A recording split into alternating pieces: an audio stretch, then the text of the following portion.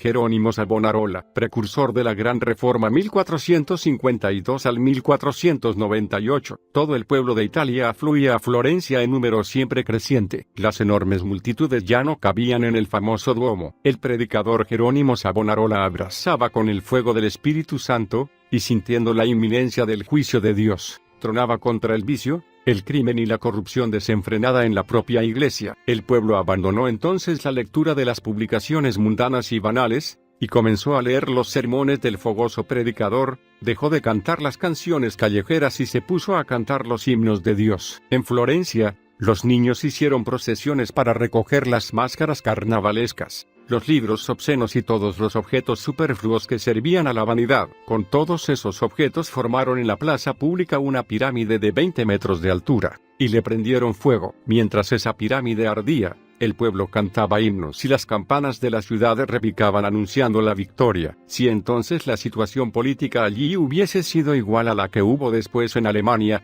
el intrépido y piadoso Jerónimo Savonarola habría sido por cierto el instrumento usado para iniciar el movimiento de la Gran Reforma, en vez de Martín Lutero. A pesar de todo, Savonarola se convirtió en uno de los osados y fletes heraldos que condujo al pueblo hacia la fuente pura y las verdades apostólicas de las Sagradas Escrituras. Jerónimo era el tercero de los 7 hijos de la familia Savonarola. Sus padres eran personas cultas y mundanas, y gozaban de mucha influencia. Su abuelo paterno era un famoso médico de la corte del duque de Ferrara, y los padres de Jerónimo deseaban que su hijo llegase a ocupar el lugar del abuelo. En el colegio fue un alumno que se distinguió por su aplicación. Sin embargo, los estudios de la filosofía de Platón, así como de Aristóteles, solo consiguieron envanecerlo. Sin duda alguna, fueron los escritos del célebre hombre de Dios, Tomás de Aquino, lo que más influencia ejerció en él, además de las propias escrituras, para que él entregase enteramente su corazón y su vida a Dios. Cuando aún era niño,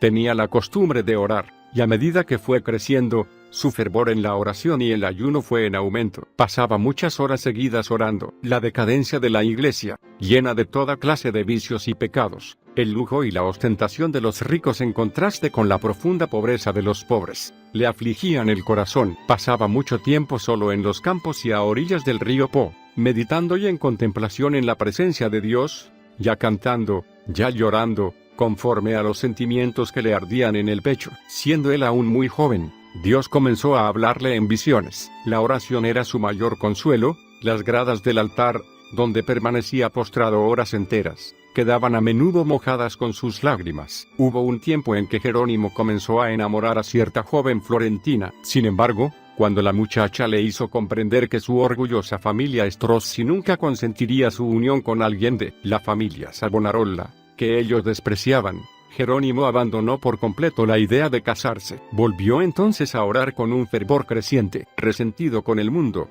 desilusionado de sus propios anhelos, sin encontrar a nadie que le pudiese aconsejar, y cansado de presenciar las injusticias y perversidades que lo rodeaban, las cuales no podía remediar, resolvió abrazar la vida monástica. Al presentarse al convento, no pidió el privilegio de hacerse monje, sino solamente que lo aceptasen para realizar los servicios más humildes de la cocina, de la huerta y del monasterio. En el claustro, Savonarola se dedicó con más ahínco aún a la oración, al ayuno y a la contemplación en la presencia de Dios. Sobresalía entre todos los demás monjes por su humildad, sinceridad y obediencia, por lo que lo designaron para enseñar filosofía, posición que ocupó hasta salir del convento. Después de haber pasado 7 años en el monasterio de Boloña, Fray Jerónimo fue para el convento de San Marcos, en Florencia. Cuando llegó, su desilusión fue muy grande al comprobar que el pueblo florentino era tan depravado como el de cualquier otro lugar. Hasta entonces él todavía no había reconocido que solamente la fe en Cristo es la que salva. Al completar un año en el convento de San Marcos, fue nombrado instructor de los novicios y,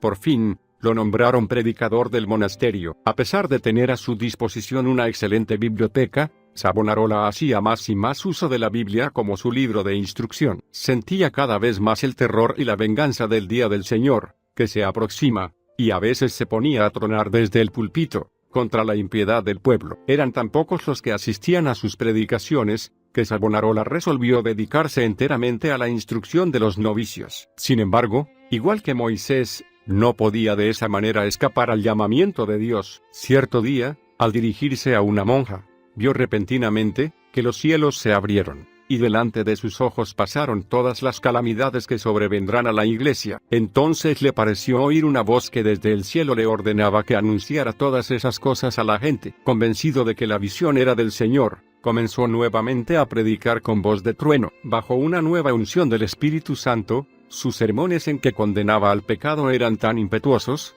que muchos de los oyentes se quedaban por algún tiempo aturdidos y sin deseo de hablar en las calles. Era común, durante sus sermones, que se oyesen resonar los sollozos y el llanto de la gente en la iglesia. En otras ocasiones, tanto hombres como mujeres, de todas las edades y de todas las clases sociales, rompían en vehemente llanto. El fervor de Savonarola en la oración aumentaba día por día y su fe crecía en la misma proporción. Frecuentemente, mientras oraba, caía en éxtasis. Cierta vez, estando sentado en el púlpito, le sobrevino una visión, que lo dejó inmóvil durante 5 horas. Mientras tanto su rostro brillaba, y los oyentes que estaban en la iglesia lo contemplaban. En todas partes donde Savonarola predicaba, sus sermones contra el pecado producían profundo terror. Los hombres más cultos comenzaron entonces a asistir a sus predicaciones en Florencia. Fue necesario realizar las reuniones en el Duomo, famosa catedral, donde continuó predicando durante 8 años. La gente se levantaba a medianoche y esperaba en la calle hasta la hora en que abrían la catedral. El corrompido regente de Florencia,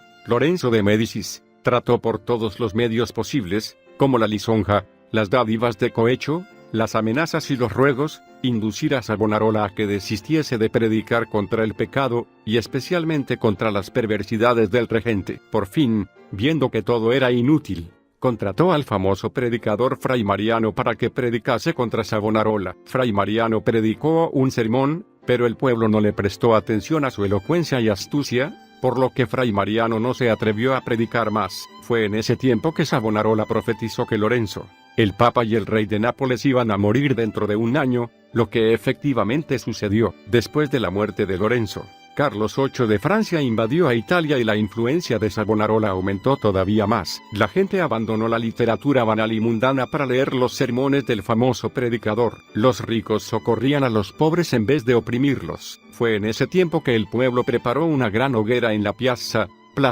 de Florencia y quemó una gran cantidad de artículos usados para fomentar vicios y vanidades. En la gran catedral Duomo ya no cabían más los inmensos auditorios. Sin embargo, el éxito de Savonarola fue muy breve. El predicador fue amenazado, excomulgado y, por fin, en el año 1498, por orden del Papa, fue ahorcado y su cadáver quemado en la plaza pública. Pronunciando las palabras, "El Señor sufrió tanto por mí", terminó la vida terrestre de uno de los más grandes y más abnegados mártires de todos los tiempos. A pesar de que hasta la hora de su muerte él sustentó muchos de los errores de la Iglesia romana, enseñaba que todos los que son realmente creyentes están en la verdadera Iglesia. Continuamente alimentaba su alma con la palabra de Dios. Los márgenes de las páginas de su Biblia están llenos de notas escritas mientras meditaba en las Escrituras. Conocía de memoria una gran parte de la Biblia y podía abrir el libro y hallar al instante cualquier texto. Pasaba noches enteras orando, y tuvo la gracia de recibir algunas revelaciones mediante éxtasis o visiones. Sus libros sobre la humildad,